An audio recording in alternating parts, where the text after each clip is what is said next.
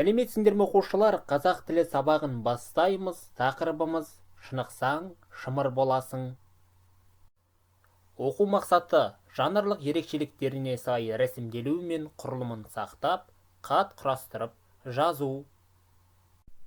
Оқушылар, келесі мағлұматты есте сақтаңыздар.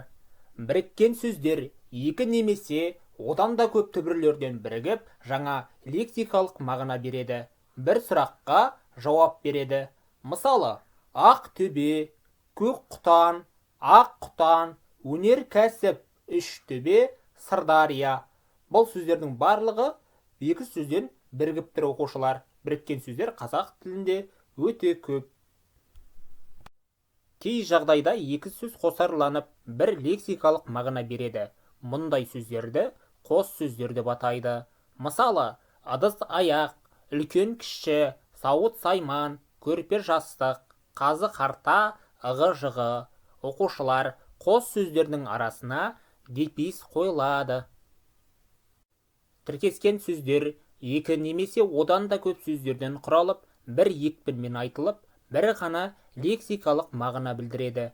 Мысалы, жер жүзі, қол созым жер, күн сәулесі, темір жол, 16, ғарыш кемесі, тағы басқа сөздерді бір-бірімен тіркестіруге болады оқушылар.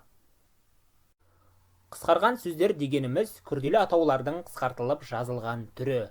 Мысалы, біріккен ұлттар ұйымы деген сөзді БОО деп қысқартады екенбіз оқушылар. Метр дегенді М, килограмм дегенді КГ, сантиметр дегенді СМ деп қысқартып кетеміз оқушылар.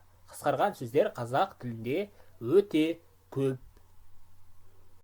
Оқушылар, жинаған ақпаратымызды дәлелдеу үшін төмендегі тапсырманы орындаймыз. Берілген сөздерді кестеге салып толтырыңыздар.